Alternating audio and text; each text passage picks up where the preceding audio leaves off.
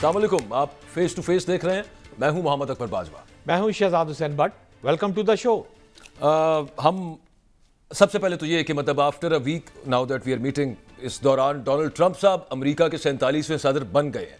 बहुत सी उम्मीदें पाकिस्तान तहरीक इंसाफ को, not as a political party but political workers को, एंड स्पेशली पाकिस्तान तहरीक इंसाफ के जो वो चैप्टर्स हैं कि जो खासतौर पे अमेरिका में या इंग्लैंड में ज़्यादा मुतहरक है, उनको ये उम्मीद थी और अभी भी है कि डोनाल्ड ट्रंप साहब जब आएंगे, चूंकि वो इस तरह की स्टेटमेंट्स भी दे चुके हैं और इस हवाले से तहरीक इंसाफ ने लॉबिंग भी की है, तो कुछ मामलात नरमी की तरफ आ सकते हैं पाकिस्तान तहरीक इंसाफ के चेयरमैन ख़ास तौर पे इमरान खान साहब के हवाले से।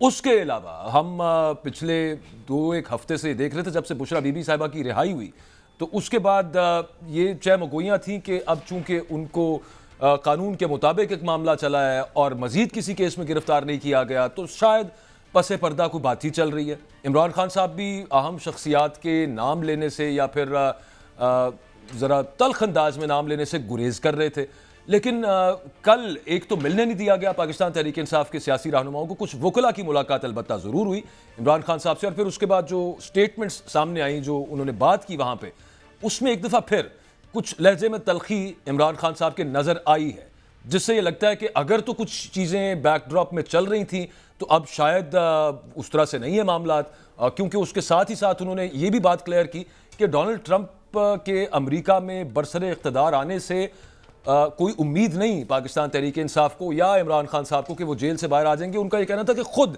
तहरीक चला के हम जो है इस जबर इस्तबदाद से निकलने की कोशिश करेंगे, ये उन्होंने फरमाया उसके हवाले से। और फिर साथ ये भी उन्होंने कह दिया कि हम जलसे जुलूस करेंगे, एहतजाज करेंगे मुख्तलिफ शहरों में, और जो इस पॉलिसी के अगेंस्ट जाता है वो पार्टी में नहीं होगा, फिर जो एहतजाज नहीं कर रहा होगा वो फिर पाकिस्तान तहरीक इंसाफ में नहीं होगा।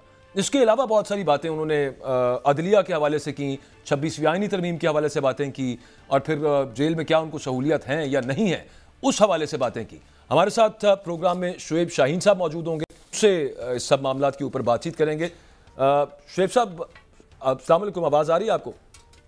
अच्छा, शुएब साहब अभी लाइन पे नहीं है। शहजाद हुसैन भट्ट साहब, इमरान खान साहब ने जो कल बातचीत की है जेल में, जिसके बाद वो एक बहुत लंबा चौड़ा सा ट्वीट भी खान साहब का उस हवाले से जो वहाँ पे उन्होंने बातचीत की आ गया सामने, उससे तो यूँ लग रहा है कि जैसे एक चीज़ मैं वैसे ऑन रिकॉर्ड ही अर्ज़ कर दूँ, 25 अक्टूबर से लेके कल तक की तारीख में इमरान खान साहब ने किसी आम शख्सियत का तल्ख लहजे में नाम नहीं लिया था, तो ये उस इतने लंबे अरसे के बाद दोबारा उनका स्टांस चेंज हुआ नज़र आ रहा है। क्या आपको नज़र आ रहा है कि आपके ख्याल में कोई बातचीत जो थी, कुछ डोर्स ओपन हुए थे, अब वो वाला मामला नहीं है और अब पाकिस्तान तहरीक इंसाफ एहतजाज के अलावा किसी ऑप्शन पर गौर नहीं कर रहे? बाजवा साहब दुरुस्त फरमा रहे हैं। अगर आप थोड़ा सा गौर करें तो ट्रंप के दौर में पाकिस्तानी इस्टेब्लिशमेंट से तल्लकात की जो बात आप फरमा रहे हैं ना, उसमें रिपब्लिकन पार्टी जो है वो हमेशा से ही तल्लकात इस्टेब्लिशमेंट से अच्छे रहे हैं।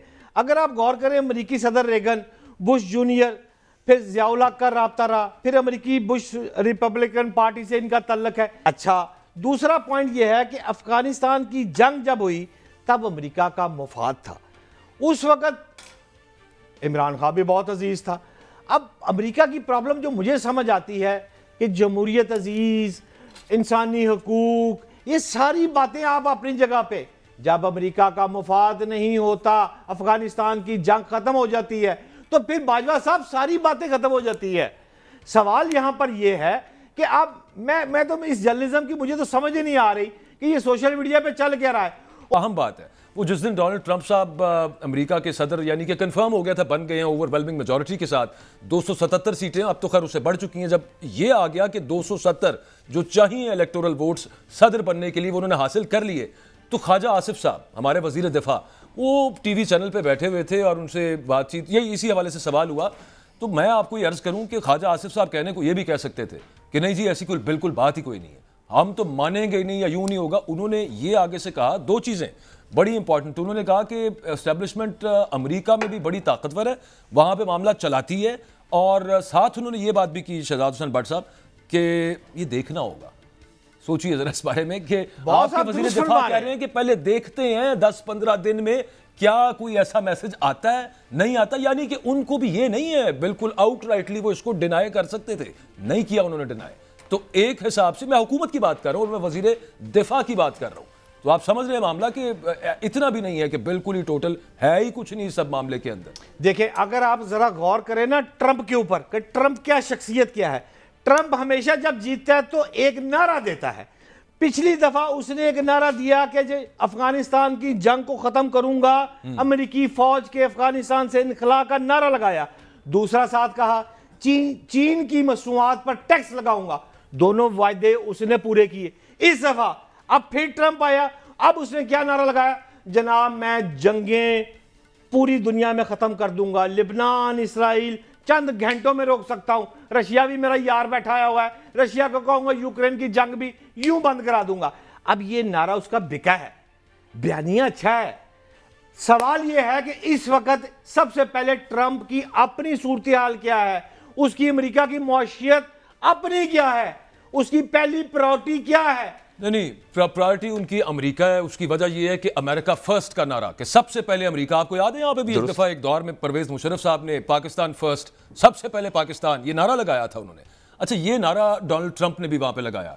लेकिन उसके अलावा मैं आपसे अर्ज ये करूं कि जो विनिंग स्पीच थी डोनाल्ड ट्रंप की, उसमें ये तारीख में सबसे पहली दफा हुआ है, और वो ये हुआ है कि उस विनिंग स्पीच के अंदर जहां पे डोनाल्ड ट्रंप ने अरबों का शुक्रिया अदा किया, यानी कि Arabs, I thank the Arabs, वहीं पे पहली दफा मुस्लिम अमेरिकन का शुक्रिया अदा किया। अच्छा, इसी प्रोग्राम में हम बात भी कर चुके हैं कि एक कंसोर्शियम कह लें आप उसको, एक पॉलिटिकल एक्शन कमेटी एक्चुअली वहां पे पाकिस्तानियों की जो वाइट कॉलर जॉब्स करते हैं, वहां पे इंजीनियर्स हैं, डॉक्टर्स हैं और डिफरेंट पढ़े लिखे और इन्फ्लुएंशियल लोग भी हैं, पैसा भी है उनके पास। उनकी एक तंजीम, आप कह लीजिए उसका नाम तंजीम है, उसको कह लीजिएगा पाक पैक। पाक पैक ने इस दफ़ा मुलाकातें भी की। पहले उन्होंने कैमला हैरिस के जो ऑफिस था उससे मुलाकातें की, जो कैंपेन ऑफिस था। फिर उसके बाद उन्होंने बाकायदा एक प्रेस रिलीज इशू करके ये ऐलान किया कि हम रिपब्लिकन पार्टी को, डोनाल्ड ट्रंप को सपोर्ट करेंगे। और फिर अहम अहदेदारों से मुलाकातें भी उन पाकिस्तानियों जिनका बाकायदा पाकिस्तान तहरीक इंसाफ से कोई ताल्लुक नहीं है, लेकिन उसके पीछे जब अमेरिका में बैठे दोस्तों से बात होती है और उसके जो करता धरता हैं वो ये कहते हैं कि सभी लोग तकरीबन वहां पे और खासतौर पे पाक पैक वाले, they support Pakistan Tehreek Insaf and specially Imran Khan. ये बात तो है। मैं जिस स्कूल ऑफ थॉट से बिलोंग करता हूं उसमें सिर्फ वाज़ेह तौर पर दो ही बातें हैं बाजवा साहब। पहली बात है, कोई भी अमरीकी हुकूमत और अमरीकी सदर कभी भी पाकिस्तान को नजरअंदाज नहीं कर सकता। एक दूसरा, अमेरिका का जो भी सदर होता है वो पाकिस्तान या उसके लीडरान पॉलिटिकल फिगर जो हैं ये उनकी तरजीहात में शामिल नहीं होते।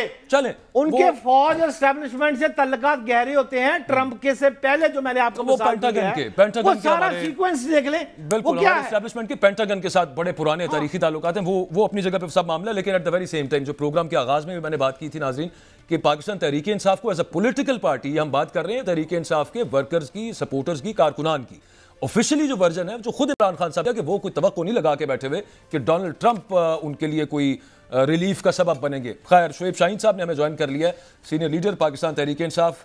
बहुत शुक्रिया शोएब शाहीन साहब आपके कीमती वक्त का।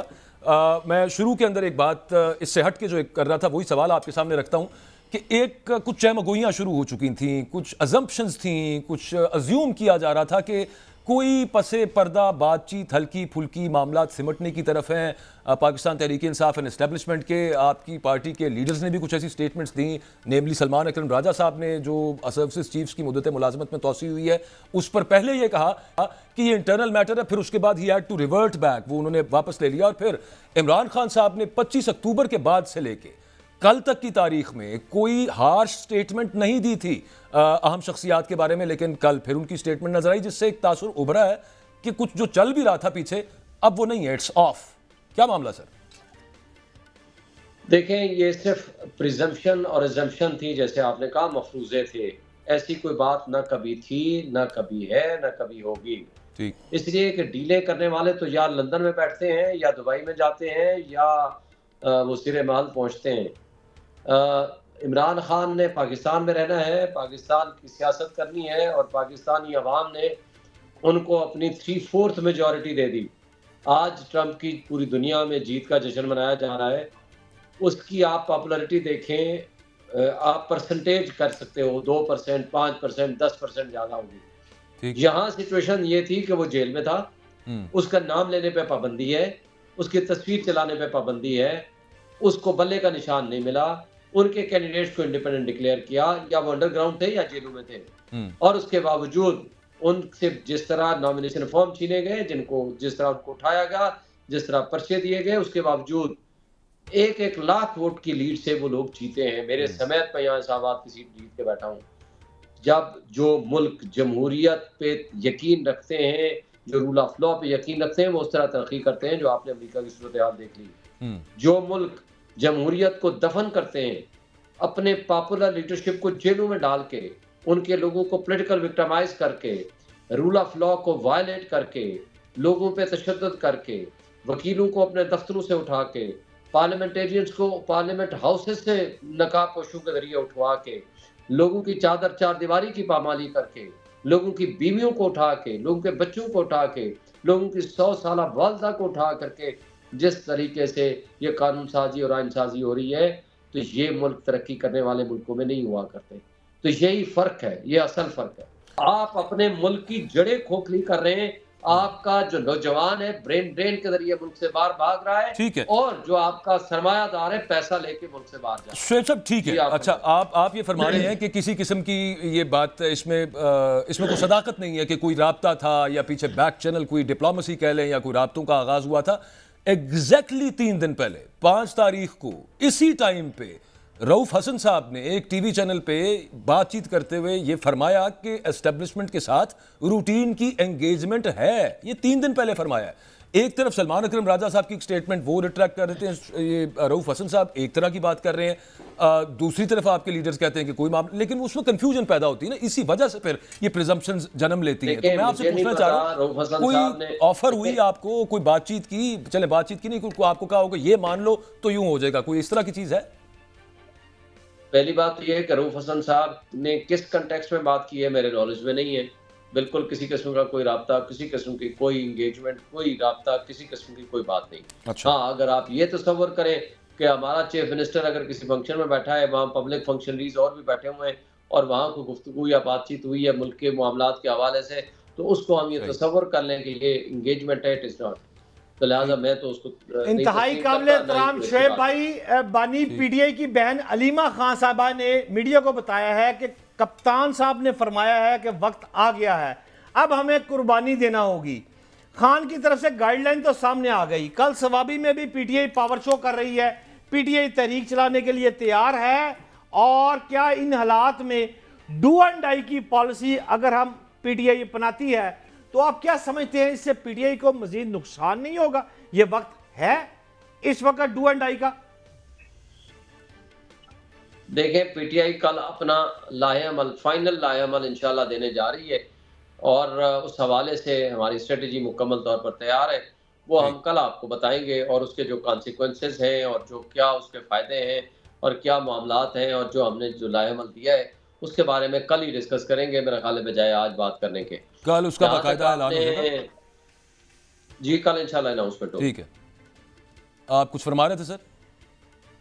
नहीं, मैंने कहा कि जो बातें भी करनी है इस अच्छा, पे हम ठीक कल है, करेंगे। ठीक है। अच्छा, उसके अलावा सर ये जो आईनी बेंच बना, फिर उसके बाद जुडिशल कमीशन का इजलास हुआ, सिंध में जो सिंध हाई कोर्ट के जो आईनी बेंच, और फिर बाकी सूबों के भी बनने हैं, और फिर जस्टिस याजा अफरीदी साहब और जस्टिस अमीनुद्दीन खान साहब। जस्टिस अमीनुद्दीन खान साहब पर तो आपकी पार्टी खुल के इससे पहले भी तनकीद कर चुकी है, अभी भी आजकल कर रहे हैं आपकी पार्टी लीडर्स। और जस्टिस याजा अफरीदी साहब के हवाले से इस वक्त तक क्या पॉलिसी है या फिर क्या स्टेटमेंट है पार्टी की? क्योंकि जैसे काजी फाइसा साहब पर बाकायदा अदम एतमाद कर दिया था आपने, कुछ लोग आपकी जमात से अभी से करना शुरू हो गए याजा अफरीदी साहब पे भी?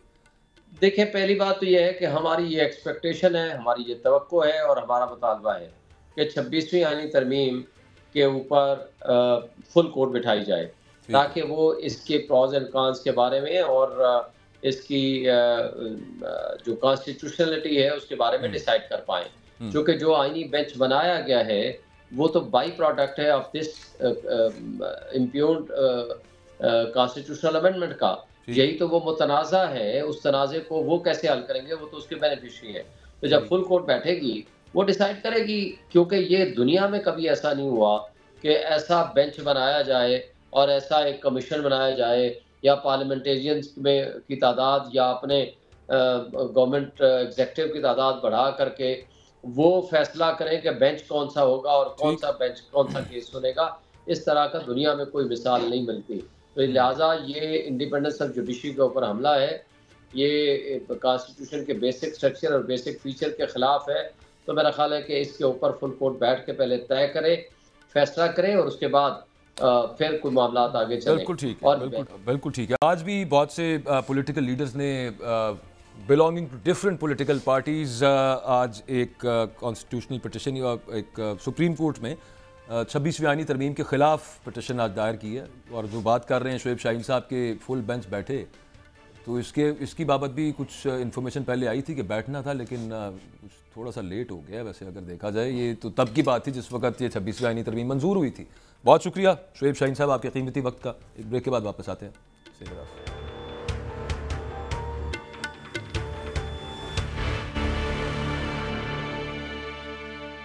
वेलकम बैक जी। चंद साल कबल जम्मू कश्मीर में जो स्पेशल स्टेटस था कश्मीरियों का, उससे महरूम कर दिया गया था कश्मीरियों को। ये हम सब जानते ही हैं।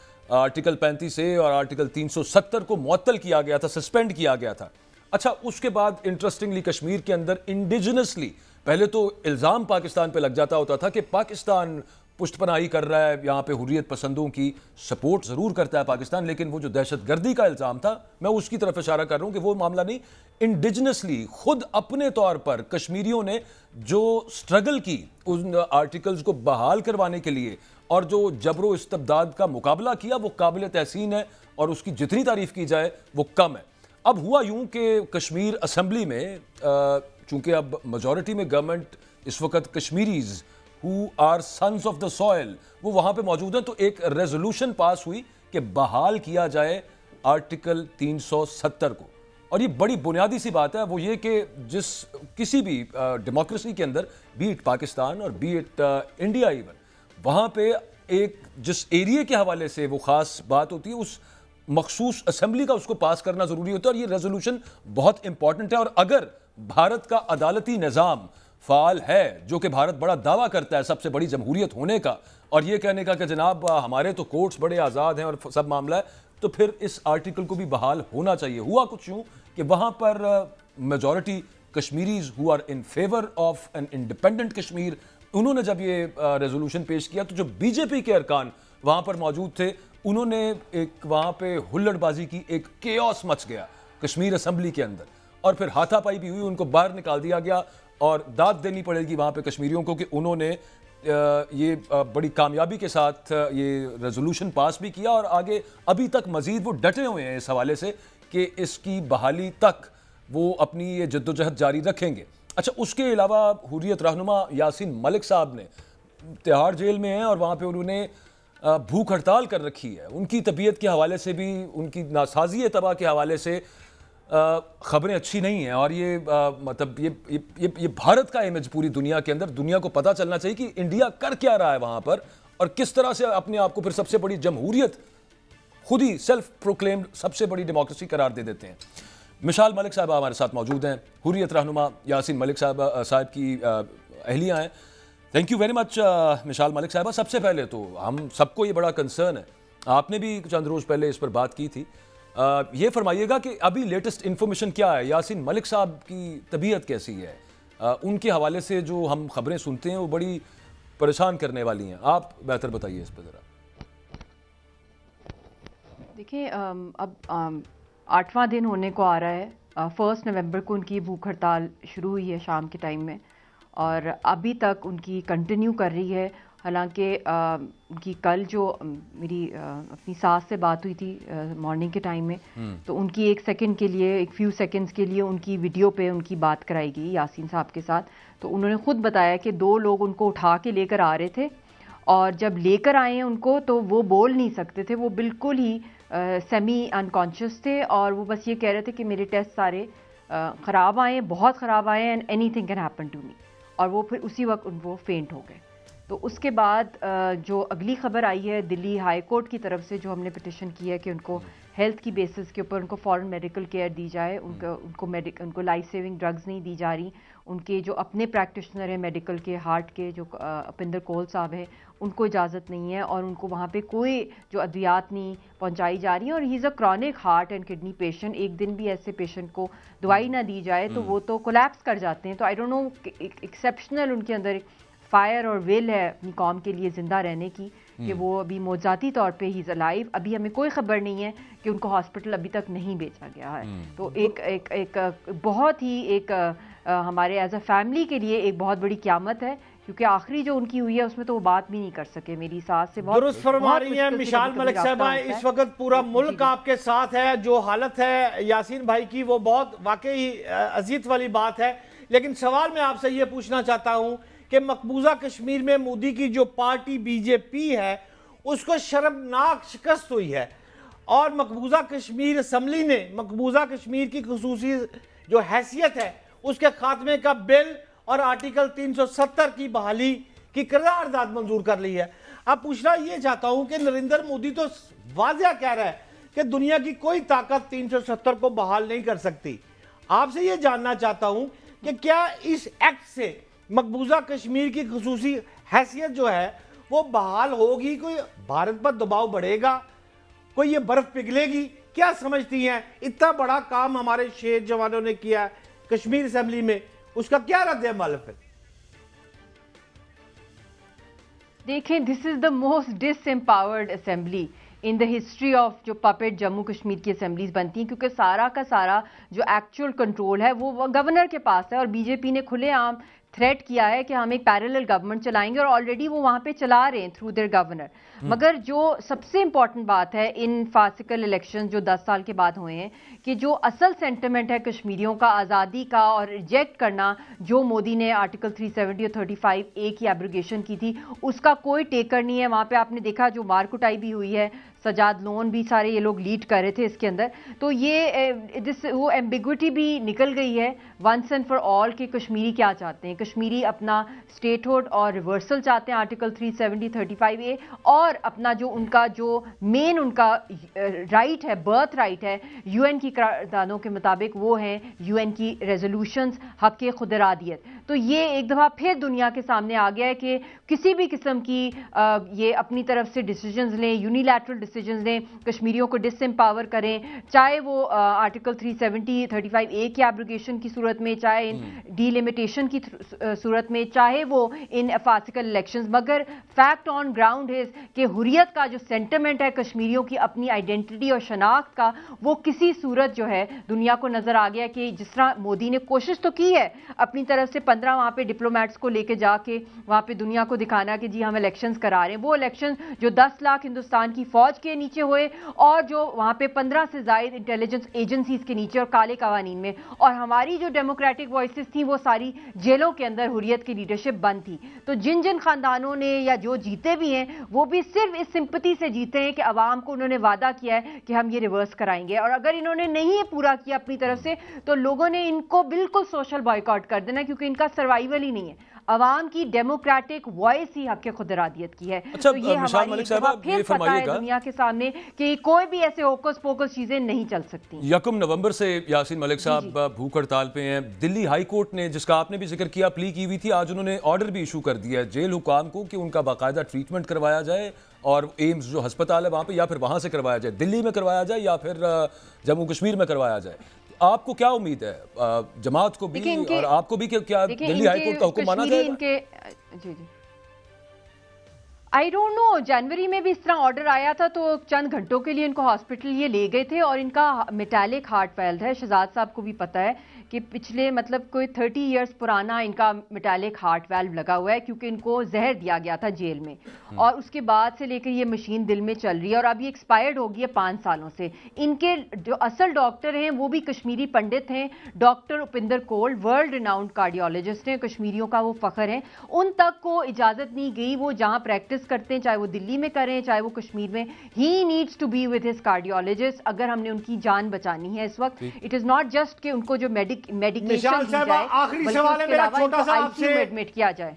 आप लाहौर आती थी, एक छोटी सी गुड़िया आपके साथ होती थी, अब मैंने उसकी तस्वीर देखी है, वो एक बड़ी लड़की है आपकी बेटी, माशाल्लाह जवान हो चुकी है, यासीन मलिक भारत में बैठा है।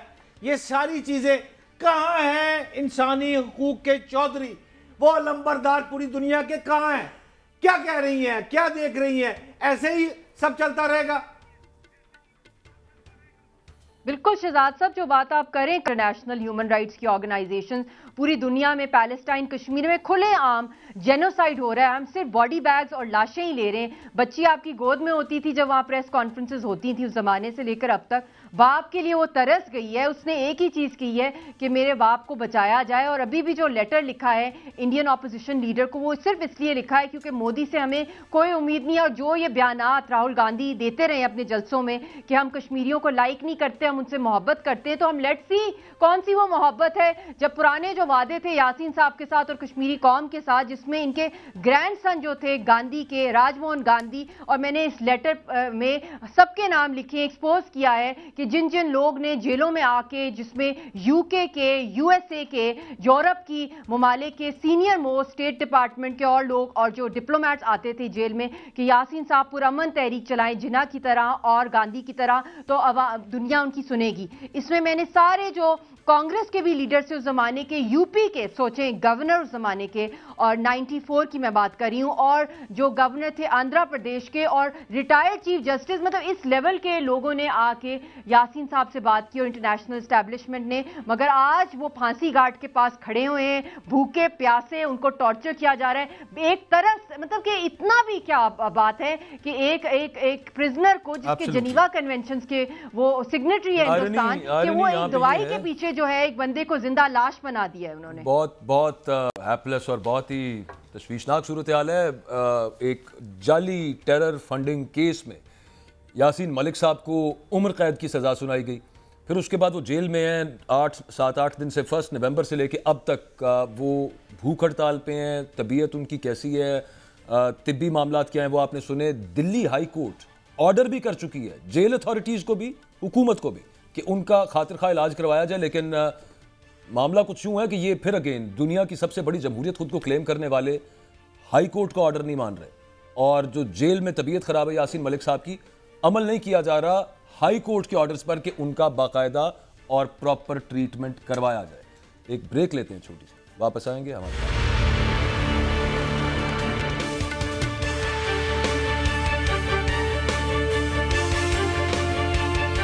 वेलकम बैक जी। ओवरऑल पाकिस्तान पंजाब के बहुत सारे एरियाज और खैबर पख्तूनख्वा, लेकिन लाहौर की खास तौर पे बात करें जो दुनिया का आलूदा तरीन शहर है, ये बिल्कुल रहने के काबिल नहीं है। एक तो वैसे बहुत सारे और एतबार से दम घुटता है लोगों का कि सोसाइटी उतनी फ्री ना हो, लेकिन at the very same time जो हम नॉर्मल सांस भी लेते हैं वो लेना भी यहाँ पे बाकायदा मुहाल है। और उसकी वजह यह है कि एयर क्वालिटी इंडेक्स अगर आप देखें, एक होता है कि लाहौर वैसे जनाब दुनिया में आलूदा तरीन शहर है, नहीं, जो एयर क्वालिटी इंडेक्स है वो 11-1200 से क्रॉस कर गया। कल रात को रिपोर्टेडली लाहौर के मुख्तलिफ इलाकों में 1200 से ज्यादा AQI था, जिसका मतलब है कि ये इट्स अनप्रेसिडेंटेड। इस तरह का पहले इतना गंदा मौसम हमने देखा ही नहीं है, और उससे क्या क्या मामलात होते हैं वो अपनी जगह पर, लेकिन ये हो क्यों रहा है इस पर कुछ बात करेंगे। और उसके अलावा इससे आपको मुझे क्या होगा इस पर भी कुछ बात करेंगे। लाहौर हाई कोर्ट में मैं आपको बताता जाऊं कि एक 3 साल की बच्ची ने, अमल सुखेरा ने, एक पिटिशन फाइल की with the help of her mother महक जफर के हवाले से, और उसमें ये कहा गया, बड़ी सादी सी बात है उसके अंदर, अली जफर साहब रिप्रेजेंट कर रहे थे इस 3 साल की बच्ची को, कि बच्चे और बुजुर्ग खास तौर पे खतरा है उनको बहुत ज्यादा इस कदर जहरीली हवा में सांस लेने से। और इस्तदा क्या है उसके अंदर, सिर्फ ये इस्तदा है हुकूमत से कि आप एनफोर्स कर दें जो आपके एनवायरमेंटल रेगुलेशंस हैं, जो आपके डिपार्टमेंट्स हैं वो सिर्फ काम करना शुरू कर दें। आपका एनवायरमेंट प्रोटेक्शन डिपार्टमेंट है, क्या कर रहा है एनवायरमेंट प्रोटेक्शन डिपार्टमेंट? 2-2 हज़ार के चालान काट रहा है। उसके अलावा जो एमिशन टेस्टिंग है कि गाड़ियों से क्या निकल रहा है, और प्रॉपर एक रेगुलर बेसिस के ऊपर जो EPA ऑफिसर्स हैं, एनवायरमेंट प्रोटेक्शन एजेंसी के जो ऑफिसर्स हैं, वो कोई इंस्पेक्शन कंडक्ट करते हैं? कोई गाड़ियां कभी ग्राउंड की गई हैं आज तक पाकिस्तान में? इस तरह का कोई मामला यहाँ पे नहीं हुआ। ये नौहा ही है, ये मजीद पढ़ेंगे अभी हम, लेकिन हमारे साथ पहले डॉक्टर राशिद ज़िया साहब मौजूद हैं, ENT स्पेशलिस्ट हैं। बहुत शुक्रिया डॉक्टर साहब आपके वक्त का। पहले तो सर हमें ये बता दीजिए कि ये जो इस वक्त जो सल्फर है हवा के अंदर, हुकूमत तो डाल देती है ना कि जी इंडिया से को हवाएं ना बंद होंगी, यानी कि दुआ ही करें तो फिर बेहतर होगा को मामला। लेकिन ये फरमा दीजिएगा कि ये नुकसान क्या क्या नुकसान आते हैं इसके? बचने का तो ठीक है, मास्क लगा के या फिर घर में ही बैठ जाएं, लोगों ने काम तो करने हैं, लेकिन किसी ना किसी तरह हम स्टूडियो में बैठे हुए हैं और यहां तक हमें महसूस हो रहा है। नुकसान बताइएगा इसके। Thank you very much. ये एक बहुत बड़ा मसला है। इंसान को एक साफ़ हवा, ऑक्सीजन के बगैर लाइफ मुमकिन नहीं है। ये क्वालिटी ऑफ लाइफ और लाइफ एक्सपेक्टेंसी दोनों को बुरे तरीके से मुतासर करती है।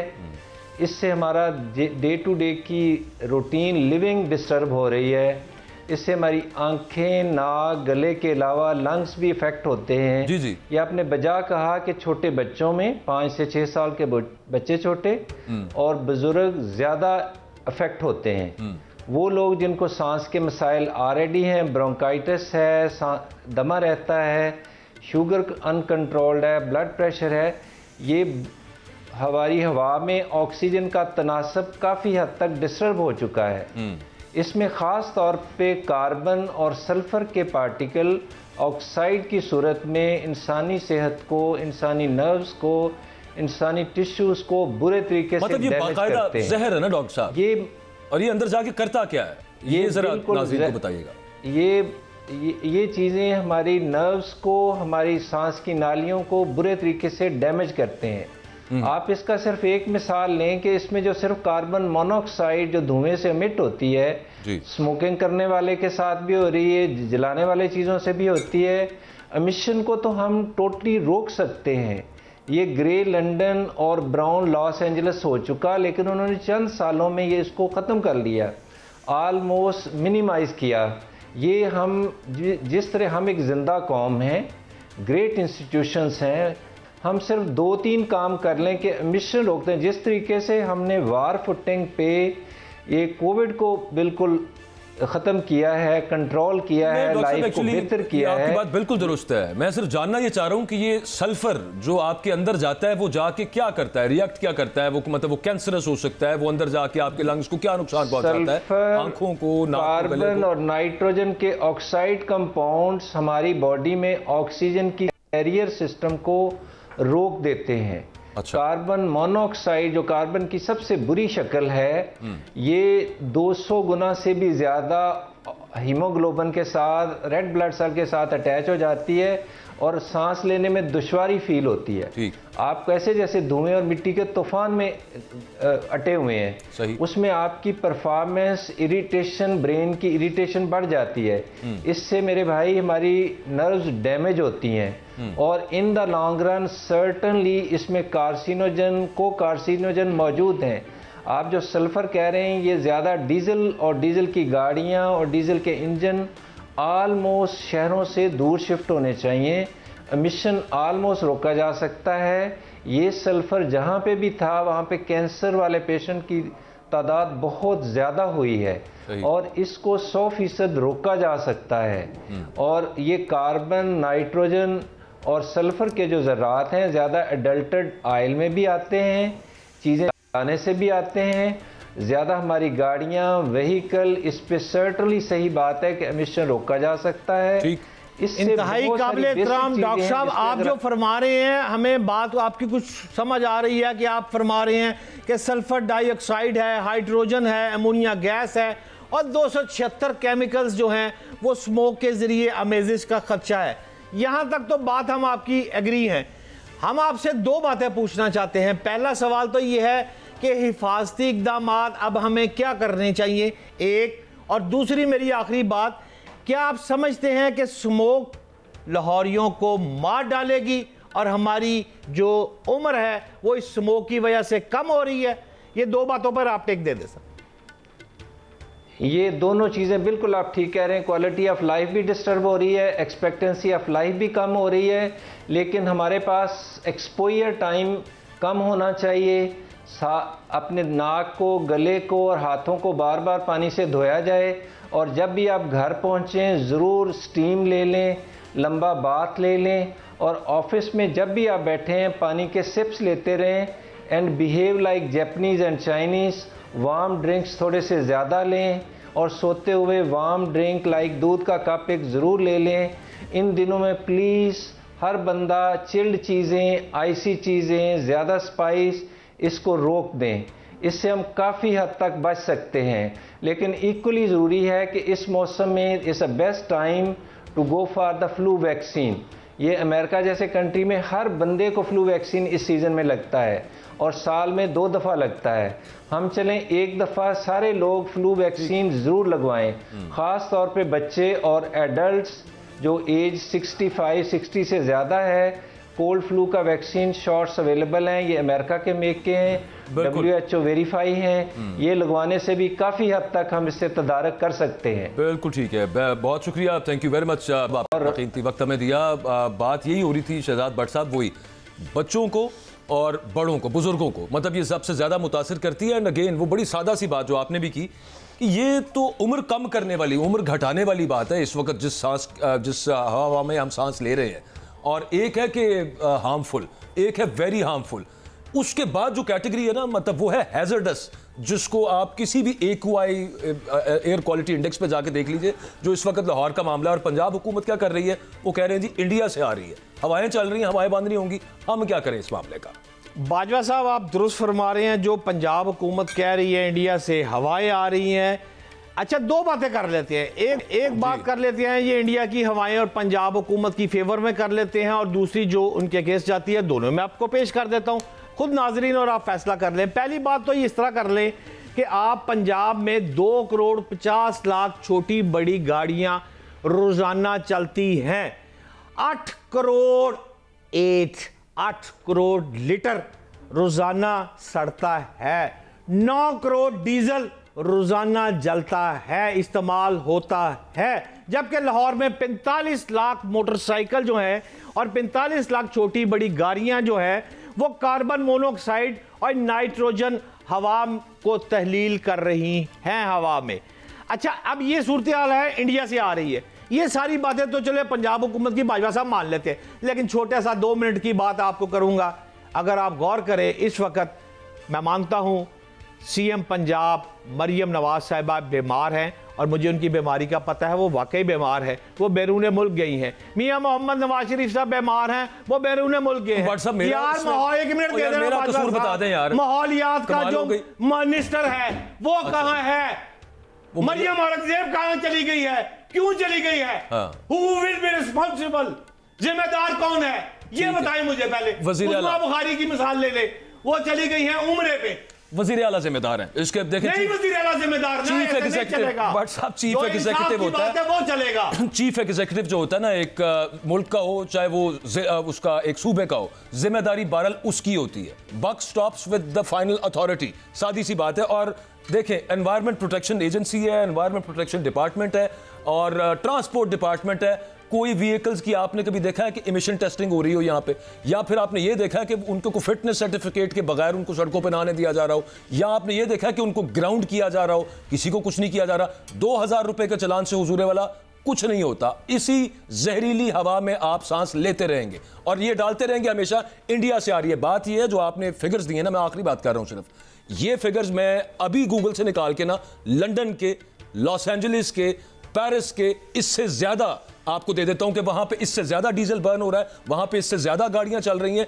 वहां पे इससे ज्यादा पेट्रोल बर्न हो रहा है, लेकिन गाड़ियां फिट हैं और दूसरे जो उनके जो मेजर्स हैं वो सारे के सारे इन प्लेस हैं। बात मैंने सुन ली, आप 2 मिनट आप मुझे दे देंगे? घड़ी देख के 2 मिनट नहीं, आप बात कर ले, मैंने क्लोजिंग की तरफ जाना है। टाइम 2 मिनट आप देंगे तो बात करूंगा ना। आप बात कीजिए ना, बात कीजिए, बात आप मुझे अब आप 2 मिनट दे दे। जो बात आप फरमा रहे हैं कि वजीर आला पंजाब जो है वो रिस्पॉन्सिबल है, ऑफिसर ठीक फरमा रहे हैं। चलो शुक्र है, आपने जो फरमा लिया। मैं तो डिसएग्री हूं ही नहीं किबला, मैं तो यहीं से चल रहा था, मुझे मौका नहीं दे रहे थे। मैं आपसे ये अर्ज कर रहा था कि वजीर आला पंजाब बीमार हैं, बाहर चली गई, मान लिया। नवाज शरीफ बीमार हैं, बाहर चले गए, मान लिया। जो माहौलियात की मिनिस्टर हैं मरियम औरंगजेब साहिबा, वो क्यों बाहर गई हैं इस मौके पर जब लाहौर ये पूरा पंजाब मर रहा है? बात ठीक है। मैं आपसे ये कह रहा हूं, उसके बाद उस्मा बुखारी वो चली गई हैं आज उम्रे पे, सर उस्मा बुखारी साहब ने कुछ नहीं करना, वो तो इन्फॉर्मेशन की मसला है, लेकिन मरियम औरंगजेब साहब वाली बात आपकी ठीक है। यार मैं क्या करूं, 2 मिनट तो तुम देते ही नहीं हो, मैं तो यही तो पीटता हूं। मैं नाज़रीन ये स्मॉग का असर हो गया और प्रोड्यूसर साहब कह रहे हैं कि टाइम खत्म हो गया। प्रोड्यूसर साहब तो छोड़े, मेरी बात होने दे मुकम्मल। आज करे मुझे मुकम्मल करने दे। मरियम औरंगजेब साहिबा बाहर गई हैं, ठीक है, उस्मा बुखारी चली गई हैं बाहर, मलक अहमद खान इजलास करते हैं और उसके बाद वो चले जाते हैं स्वीडन, वो है स्वीडन।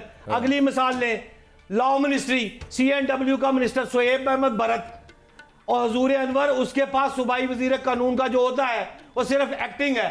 और खुदा की कसम सीधा कहूंगा, इस वक्त वजीर आला पंजाब अगर शहबाज शरीफ होता तो अब तक स्मोक को सस्पेंड कर चुका होता, मुअत्तल कर चुका होता। और इस मौके पर हैरान हूं मैं कि हमजा शहबाज साहब, वो आप सो रहे हैं, क्यों सो रहे हैं? मरियम नवाज साहिबा अकेली नहीं चला सकती, आपको मैदान में आना पड़ेगा, लाहौरिये मर रहे हैं, यही तो वक्त है। चलें जी भट्ट साहब, अब मैं आपकी इस्तदा भी आ गई और मेरा ख्याल है शहबाज शरीफ साहब को चाहिए जी वजारत उस्मा छोड़ के वो पंजाब को जरा देखना शुरू कर दें दोबारा, तो शायद स्मॉग का कोई हाल बेहतर हो जाएगा। लेकिन महकमे होते हैं, उनका काम ये होता है कि उन्होंने अपना काम, डिस्पाइट द फैक्ट कि गवर्नमेंट उनको कह रही कि नहीं, अफसरान की भी तो कुछ जिम्मेदारी है, वो उन्होंने वो पूरी तो कम अज़ कम करनी होती है।